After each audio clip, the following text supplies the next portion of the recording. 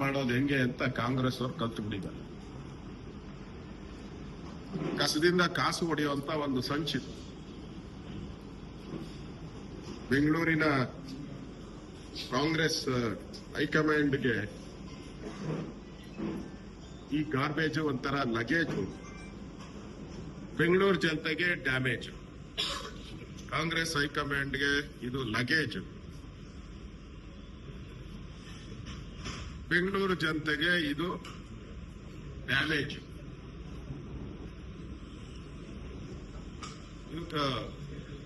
ಒಂಥರ ಕಾಂಗ್ರೆಸ್ ಅಲ್ಲಿ ಕರಗತವಾದಂತ ರಾಜಕೀಯ ಕಲೆ. ಕಸದಿಂದ ರಸ, ಕಸದಿಂದ ಕಾಸು. ಈ ರಾಮ್ಕಿ ಕಂಪನಿಗೆ 339,437 ಈ ಟೆಂಡರ್ ಏನಿದೆ. ಈಗಾಗಲೇ ನಾನು ಉನ್ನತಾಧಿಕಾರಿ ಸಮಿತಿಗೆ ನಾನು ಒಂದು ಪತ್ರವನ್ನ ಬರೆದಿದ್ದೀನಿ. ನೀವು ಬೆಂಗಳೂರವರು, ಅಂಜು ಪರ್ವೇಜ್ ಅವರು, ನೀವು ಬೆಂಗಳೂರು, ನಿಮ್ಮ ಮಕ್ಕಳು ಬೆಂಗಳೂರು, ನಿಮ್ಮ ಮೊಮ್ಮಕ್ಕಳು ಬೆಂಗಳೂರು, ಇದು 3 ತಲೆಮಾರಿಗೆ ಟ್ಯಾಕ್ಸ್ ಕೊಡ್ಬೇಕಾಗ್ತದೆ. ಅದರಿಂದ ನೀವು ಮಾನವೀಯತೆ ಜೊತೆಗೆ ಬೆಂಗಳೂರಿನ ಒಬ್ಬ ನಾಗರಿಕ ಅಂತ ಹೇಳಿ ಕನ್ಸಿಡರ್ ಮಾಡಿ ನೀವು ಕೊಡುವಂತ ಒಂದು ವರದಿ ಏನಿದೆ ಅದು ಬೆಂಗಳೂರಿನ ಭವಿಷ್ಯದ ದಾಖಲೆ ಆಗೋದು. ಬರುವಂತ 2-3 ತಲೆಮಾರು ಜನ ಇದನ್ನ ಯೋಚನೆ ಮಾಡ್ತಾರೆ, ಯಾರಪ್ಪ ಈ ವರದಿ ಕೊಟ್ಟವರು. ಅದಕ್ಕೆ ಸತ್ಯ ಪ್ರಾಮಾಣಿಕತೆಯಿಂದ ವರದಿ ಕೊಡಿ ಅನ್ನೋ ಪತ್ರವನ್ನು ಕೂಡ ಅಫಿಷಿಯಲ್ ಆಗಿ ನಾನು ಬರೆದಿದ್ದೀನಿ. ಅಫಿಷಿಯಲ್ ಕಂಪ್ಲೇಂಟ್ ಕೊಟ್ಟಿದ್ದೀನಿ, ದಾಖಲು ಮಾಡಿದ್ದೀನಿ, FIR ಮಾಡಿಸಿದ್ದೀನಿ. ನಾನು ಒಂದಿನ ಕಸದವ್ರನ್ನೆಲ್ಲ ಕರೆಸಿದ್ರು. ನಾವು ಹೋಗಕ್ ಮುಂಚೆ ಎಲ್ಲ ಕಸದವ್ರನ್ನೆಲ್ಲ ಲೋಕಾಯುಕ್ತರು ಕರೆಸಿ ಮೀಟಿಂಗ್ ಮಾಡಿದ್ರು. ರಾಜ್ಯಪಾಲರು ನಾನು ಮನವಿ ಕೊಟ್ಟಿದ್ದೀನಿ. ರಾಜ್ಯಪಾಲರು ಈಗಾಗಲೇ ಅವರು ಒಂದು ಸ್ಟ್ರಾಂಗ್ ಲೆಟರ್ ಅನ್ನ ಬರೆದಿದ್ದಾರೆ ಅಂತ ಅನ್ಸುತ್ತೆ ಅವ್ರಿಗೆ. ಇದು ಬೆಂಗಳೂರು ಜನರ 30 ವರ್ಷದ ಭವಿಷ್ಯ ಇದೆ. ಏನೋ 30 ತಿಂಗಳಾಗಿದ್ರೆ ಪರವಾಗಿಲ್ಲ. ಈಗ DK ಕುಮಾರ್ಗೆ ಅವ್ರಿಗೆ ಟೈಮ್ ಇದೆ, 12 + 11 23. ಅವ್ರಿಗೆ 23 ತಿಂಗಳು ಟೈಮ್ ಇದೆ. ಇವ್ರು ಟೆಂಡರ್ ಕರೀತಾ ಇರೋದು ಯಾವಾಗ? ಅವ್ರಿಗೆ ಟೈಮ್ ಇರೋದು DK ಶಿವಕುಮಾರ್ ಅವ್ರಿಗೆ ಕೇವಲ 23 ತಿಂಗಳು, 1 ವರ್ಷ 11 ತಿಂಗಳು ಮಾತ್ರ. ಅವ್ರು ಟೆಂಡರ್ ಕರೀತಾ ಇರೋದು 30 + 30.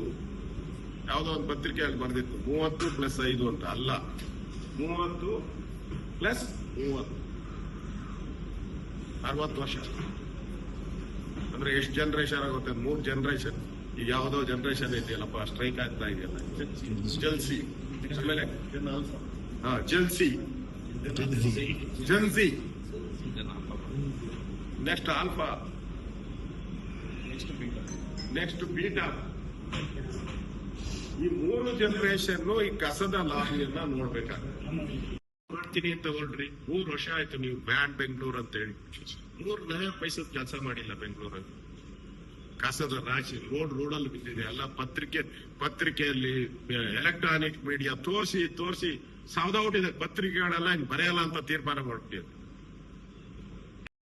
ನಾನು ಈ ಒಂದು ದೊಡ್ಡ ಹಗರಣವನ್ನ ಬಯಲಿಗೆ ತಂದಿದ್ದೀನಿ. ಬೆಂಗಳೂರು ಜನತೆ ಪರವಾಗಿ ತಂದಿರೋದು. ಇದರಲ್ಲಿ ನನ್ನ ವೈಯಕ್ತಿಕ ನಾನು ಒಬ್ಬ citizen, I am also A citizen of Bengaluru. 16 ತಲೆಮಾರುಗಳು ನಾನು ಬೆಂಗಳೂರಲ್ಲಿ ವಾಸ ಇದ್ದೀನಿ. 16 ತಲೆಮಾರು ವಾಸ ಇದ್ದೀನಿ. ನನ್ನ ಕರ್ತವ್ಯ ಇದೆ. ಅಪೋಸಿಷನ್ ಲೀಡರ್ ಆಗಿ ಮೈ ಡ್ಯೂಟಿ ನಾನು ಇದನ್ನ ಬೆಳಕಿಗೆ ತಂದಿದ್ದೀನಿ. ಇಷ್ಟೊಂದು 39,437 ಕೋಟಿ ಹಗರಣ. ನಾನು ಬೆಂಗಳೂರಿನ ಜನತೆಗೆ ವಿನಂತಿ ಮಾಡ್ತೀನಿ, ದಯವಿಟ್ಟು ಇದು ನಿಮ್ಮೆಲ್ಲರ ತಲೆಯ ಮೇಲೆ ಹೊರೆ ಆಗುತ್ತೆ.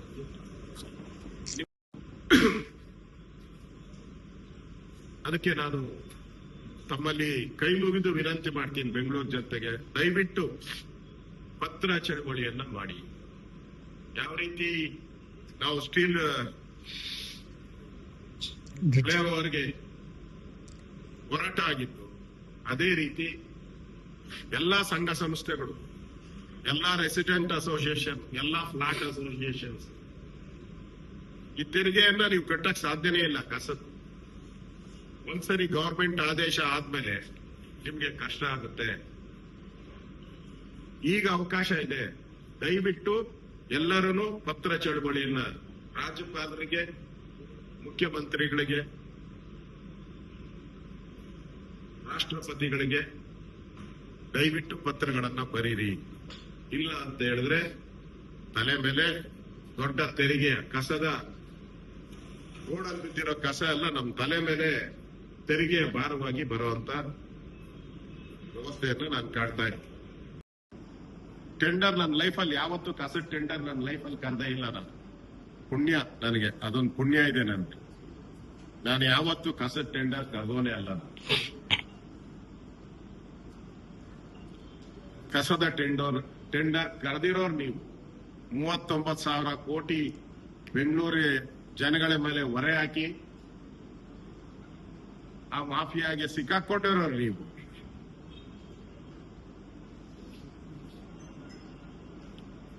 ಅದೇನು ಹೇಳ್ತಾರಲ್ಲ, ಭೂತದ ಬಾಯಲ್ಲಿ ಭಗವದ್ಗೀತೆ ಬಂದಂಗೆ ಬರ್ತಾ ಇದೆ ಅಷ್ಟೇ ನಿಮ್ ಮಾತುಗಳು. ಹಾಗಾದ್ರೆ ನಾನು ಇನ್ನೊಂದು ಮಾತು ಹೇಳಿದ್ದಾರೆ, ಏನೋ ಯಾವ ತನಿಖೆಗೆ ಬೇಕಾದರೂ ಸಿದ್ಧ ಅನ್ನೋ ಮಾತನ್ನ ಹೇಳಿದ್ದಾರೆ. ನಾನು ಈಗಾಗಲೇ ಸಿಬಿಐ ತನಿಖೆಗೆ ಹೇಳಿದ್ದೀನಿ. ಅವ್ರು ಇನ್ನೊಂದು ಮಾತು ಹೇಳಿದ್ದಾರೆ, ಸಿಬಿಐ ಅವ್ರ ಹತ್ರನೇ ಇದೆಯಲ್ಲ ಕೊಡ್ಲಿ ಅಂತ. ನಾನು ರೆಡಿ ಇದ್ದೀನಿ, ನಾನು ಕೊಡ್ತೀನಿ. ಪರ್ಮಿಷನ್ ಕೊಡೋರು ಯಾರು? ರಾಜ್ಯ ಸರ್ಕಾರ ಕೊಡ್ಲೇಬೇಕಲ್ಲ. ನಾನು ಇದನ್ನ ಪ್ರಾಜೆಕ್ಟ್ ಅನ್ನ ಮಾಡಲ್ಲ, ನಮ್ಮ ಸರ್ಕಾರ ಈ ಪ್ರಾಜೆಕ್ಟ್ ಅನ್ನ ಮಾಡಲ್ಲ ನಾವು ಅಂತ ಹೇಳಿದ್ದಾರೆ. ಈಗ ನಾನು ಮನೆ ಡಿ ಕೆ ಶಿವಕುಮಾರ್ ಹೇಳಿದ್ರು, ನಾನ್ ಡಿನೋಟಿಫಿಕೇಶನ್ ಮಾಡಬೇಡಪ್ಪ, ನೀನ್ ಯಾರು ಮಾಡೋ ಅಂತ ಹೇಳಿದ್ರು. ಬಿಟ್ಟುಬಿಡು, ನಾನ್ ಮಾಡಲ್ಲ ಅಂತ ಹೇಳಿದ್ರಲ್ಲ, ಹಂಗೆ ಮಾಡಲ್ಲ ಅಂತ ಹೇಳಿ ಬಿಟ್ಬಿಡು, ಮುಗ್ದೋಯ್ತು. ನಿಮ್ಮನ್ನ ಯಾರು ಕೇಳ್ತಾರೆ ಅವಾಗ?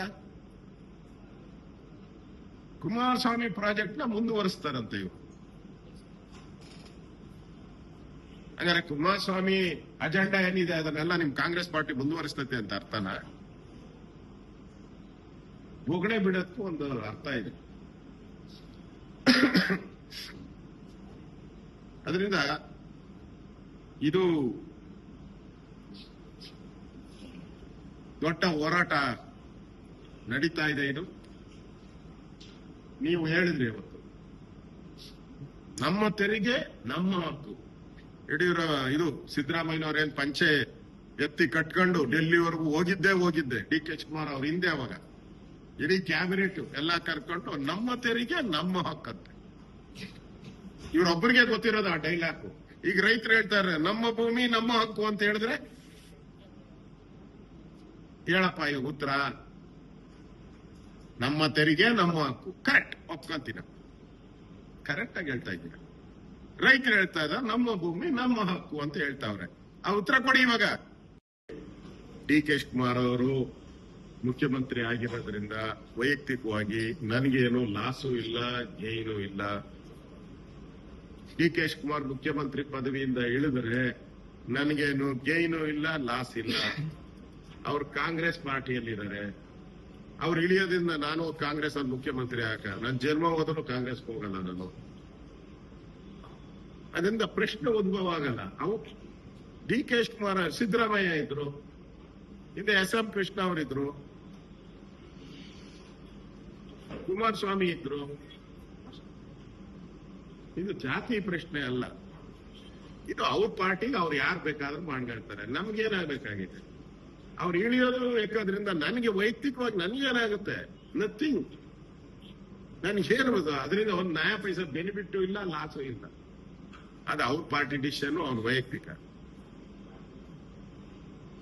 ಅದರಿಂದ ನಾನು ಈ ಬೆಂಗಳೂರು ಕಸದ ಈ ಒಂದು ಬರೆ ಬೆಂಗಳೂರು ಜನತೆ ಮೇಲೆ ಬೀಳಬಾರದು ಅನ್ನೋ ದೃಷ್ಟಿಯಿಂದ ನಾನು ಇದನ್ನ ಕೈ ತಗೊಂಡಿದ್ದೇನೆ.